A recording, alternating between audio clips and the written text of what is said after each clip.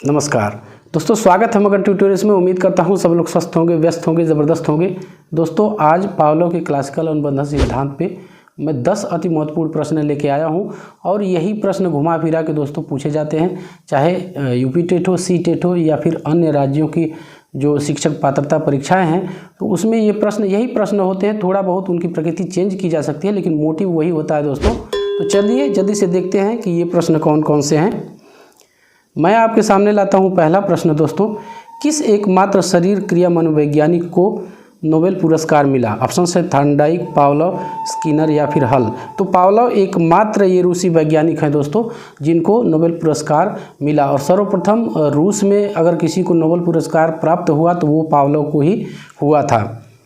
दूसरा प्रश्न है, पावलोव ने अपना शास्त्रीय अनुबंधन सिद्धांत किस जानवर पर प्रयोग के आधार पर दिया?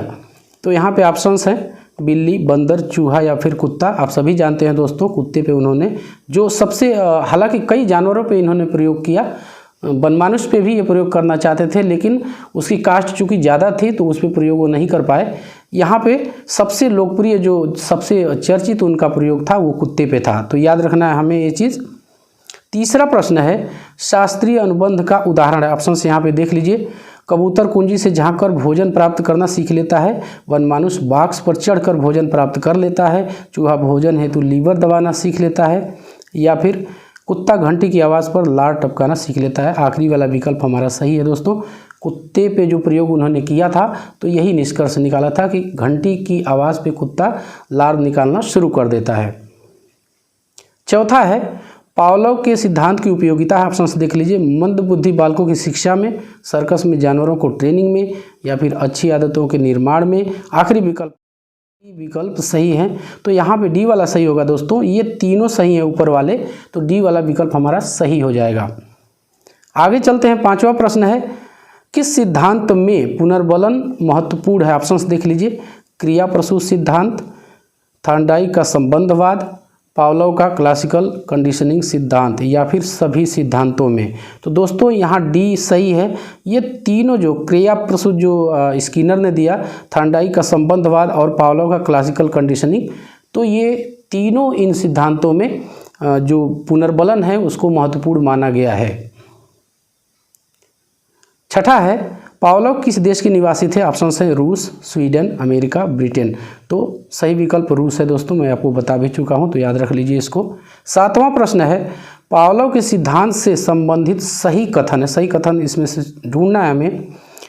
स्वाभाविक उद्दीपक के प्रति अस्वाभाविक अनुक्रिया, स्वाभाविक अनुक्रिया के प्रति स्वाभाविक उद्दीपक, अस्वाभाविक उद्दीपक के प्रति अस्वाभाविक अनुक्रिया, या फिर आखिरी है स्वाभाविक उद्दीपक के प्रति स्वाभाविक अनुक्रिया। तो यहाँ पे डी वाला विकल्प हमारा सही होगा दोस्तों। स्वाभाविक उद्दीपक के प्रति स्वाभाविक अनुक्रिया होती है। जैसे एक उदाहरण यहाँ पे हम देख सकते हैं कि जो मांस का टुकड़ा है वो कुत्ते का नैसर्गिक भोजन है, प्राकृतिक भोजन है, और मांस के टुकड़े को देख करके कुत्ते का लार टपकाना एक स्वाभाविक अनुक्रिया है। हम भी कोई मिठाई देख लेते हैं या कोई अच्छी खाने वाली चीज़ देख लेते हैं तो वहाँ पे थोड़ा सा मुंह में लार आ जाता है, तो ये एक स्वाभाविक अनुक्रिया है, स्वाभाविक आचरण हमारा है। लेकिन यही अनुक्रिया जितनी बार भोजन दिया जाता था उतनी बार घंटी बजाई जाती थी, और एक समय ऐसा आया कि मात्र घंटी की ही आवाज़ पे कुत्ता लार टपकाना शुरू कर देता है। तो इसी को कंडीशनिंग उन्होंने कहा दोस्तों। आगे बढ़ते हैं। आठवां है, अल्बर्ट नामक बच्चे पर प्रयोग किसने किया? तो पावलोव, स्किनर, थॉर्नडाइक या फिर वाटसन व रेनर। तो दोस्तों यहाँ पे जान लीजिए आप लोग कि यहाँ सही विकल्प डी है। और एक चीज़ आपको यहीं पे मैं बता दूं कि वाटसन और रेनर ने पावलोव के ही समर्थन में अल्बर्ट नामक बच्चे पर ये प्रयोग किया था।